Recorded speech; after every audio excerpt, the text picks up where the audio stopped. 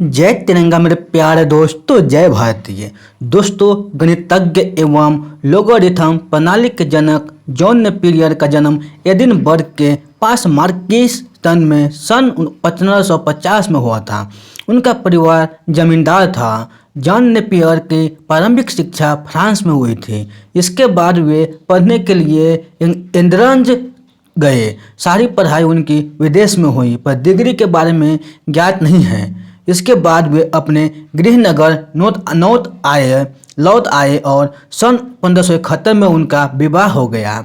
उन्हें अपनी पैतृक जायदाद बहुत बाद में मिल पाई। इससे बचे हुए लगातार कृषि संबंधी प्रयोग करते रहे। साथ में वे अपना समय धार्मिक विवादों, गणित एवं युद्ध संबंधी उपकरण आदि तैयार करने में लगाते थे। उन्होंने अपने अध्ययनों एवं अनुसंधानों को कलमबद्ध भी किया।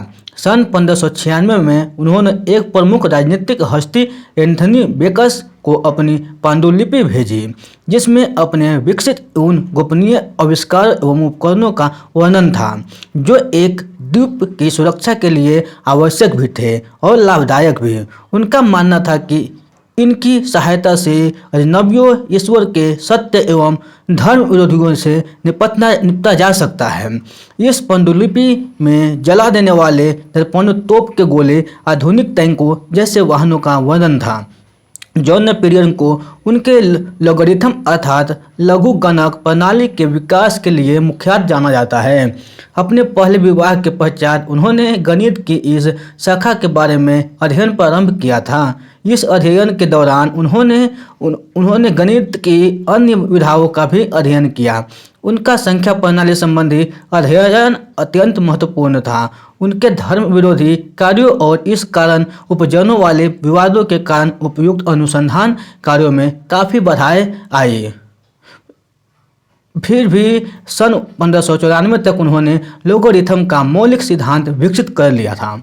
आने वाले समय में वो लगातार इसकी उपयोगिता बढ़ाते रहे। उन्होंने इसके प्रयोग के लिए सारणीय स्वयं तैयार की।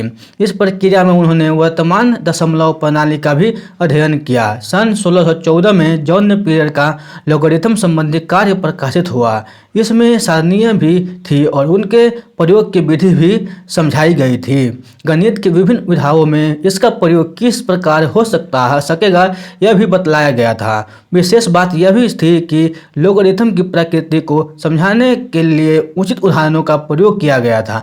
जैसे सरल रेखा में बिंदु किस प्रकार बढ़ती है, उसी प्रकार की वृद्धि समझाई गई थी। उस समय लोगरिथम को कृत्रिम संख्याओं कहा जाता था।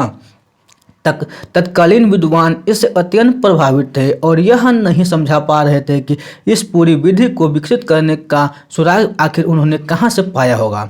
जो भी हो, विधि पर आधारित उनकी पुस्तक का तत्काल अंग्रेजी में अनुवाद हुआ है और सन 1615 में प्रकाशित हुई। दोस्तों, तत्कालीन गणितज्ञ ब्रिग्स राइट आर्य उनसे मिलने आए। उन्होंने इस विषय पर गहन चर्चा की कि किस प्रकार लोगरिथम के बेस को बेहतर एवं सुविधाजनक बनाया जाए।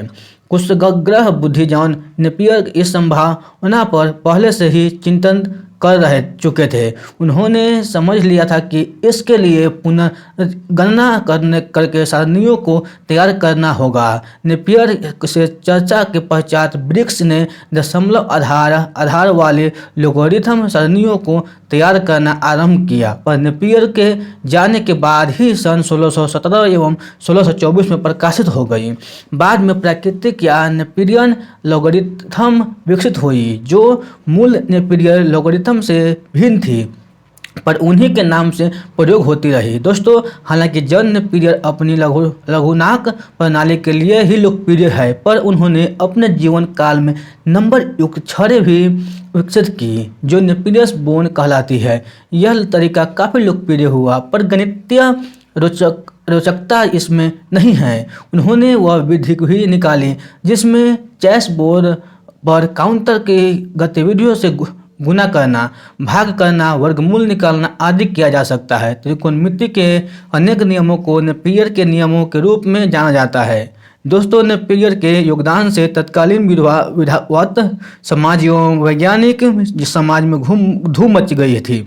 उनकी लघुगणक प्रणाली का बड़े पैमाने पर उपयोग खगोलीय गणनाओं में होने लगा था। केपलर ने इसके प्रचार प्रसार में योगदान किया था। दोस्तों, जॉन नेपियर अति परिश्रमी व्यक्ति थे। उन्होंने अपने काम में लंबा समय लगाया और ऐसी प्रणाली तैयार की जिससे शुद्ध एवं सटीक परिणाम आता था। शताब्दियों तक उनके कार्य का बड़े पैमाने पर उपयोग होता रहा और आज भी हो रहा है, पर इस प्रणाली में किसी व्यापक संशोधन की आवश्यकता नहीं पड़ी। जीवन भर धर्म में कर्षगत बातों का विरोध करने वाले जाने नेपियर ने पहली पत्नी के निधन के पश्चात दूसरा विवाह किया था। उन्होंने यूरोप की दूर दूर यात्रा भी की थी। 4 अप्रैल 1617 को इस महान गणितज्ञ का मार्गिस्टन में निधन हो गया।